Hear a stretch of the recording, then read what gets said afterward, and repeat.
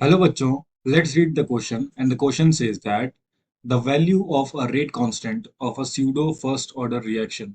तो हम लोगों को बोल रहा है कि वैल्यू ऑफ जो रेट कांस्टेंट का वैल्यू है स्यूडो फर्स्ट ऑर्डर रिएक्शन वो किस पे डिपेंड करता है। ऑप्शन ए में दे रखा है depends on the concentration of reactants present in small amount. Option B में दे रखा है depends on the concentration of reactants present in excess. Option C में दे रखा है is independent of concentration of reactants and option D में दे रखा है डिपेंड्स ओनली ऑन टेम्परेचर। और हम लोगों को बताना है इनमें से करेक्ट ऑप्शन कौन सा है कि जिसपे रेट कांस्टेंट जो है डिपेंड करता है स्यूडो फर्स्ट ऑर्डर रिएक्शन का। तो चलिए सबसे पहले हम लोग की कॉन्सेप्ट देखते हैं और वहां से स्टार्ट करते हैं। So the key concept so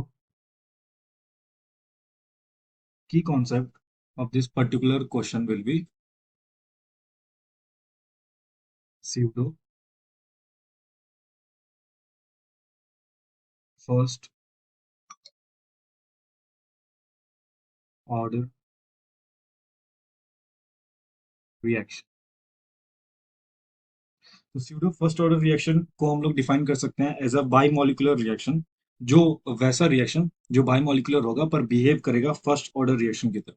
और वो तभी ऑकर होता है जब कोई एक रिएक्टेंट जो है वो एक्सेस में प्रेजेंट होगा। तो हम लोग लिखेंगे it is a bimolecular reaction. It is a by molecular reaction that is made to behave like that is made to behave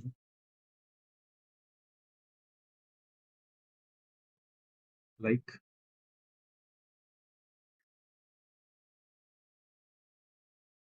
first order reaction। first order reaction and occurs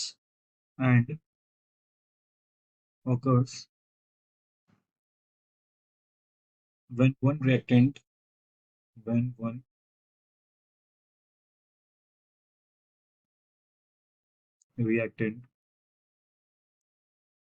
is present in excess is present in excess. तो pseudo first order reaction जो होता है एक by molecular reaction होगा या फिर second order reaction भी कह सकते हैं, पर it is made to behave like a first order reaction. और वो तभी होगा जब एक रिएक्टेंट जो है वो एक्सेस में प्रेजेंट है। सो फॉर एग्जाम्पल अगर हम लोग एक एग्जाम्पल देखें that is hydrolysis of Easter hydrolysis of esters. अब ये जो रहता है ये एक परफेक्ट एग्जांपल है स्यूडो फर्स्ट ऑर्डर रिएक्शन का। तो इसमें क्या करते हैं हम लोग एक ईस्टर लेते हैं दैट इज CH3COO C2H3। ये हम लोगों ने एक ईस्टर ले लिया और इसका हाइड्रोलिसिस कराते हैं दैट इज H2O के साथ। तो ये क्या होता है, तो हम लोगों को यहाँ पे मिल जाएगा CH3COH+C2H3OH। ये हम लोग को मिल जाता है। ठीक है, तो इसमें अगर हम लोग रेट कांस्टेंट लिखेंगे दैट विल बी, या फिर रेट ऑफ रिएक्शन लिखेंगे that is rate of reaction. So that will be equal to the rate constant K into H2O and CH3COO C2H3 ये लेते हैं।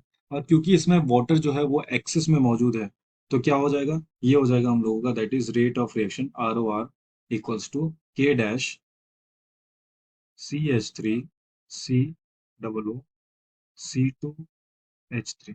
ये हम लोगों का परफेक्ट रेट ऑफ रिएक्शन जो है इससे निकलता है, जहाँ पे जो के डैश होता है वो हम लोगों का निकलेगा दैट इज KH2।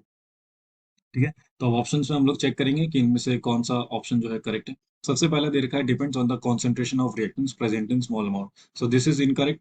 अभी जस्ट हम लोग देखें कि यहाँ पे जो रिएक्शन है वो जो लार्ज अमाउंट में एक्सेस में जो मौजूद है उस पर डिपेंड करता है स्यूडो फर्स्ट ऑर्डर रिएक्शन।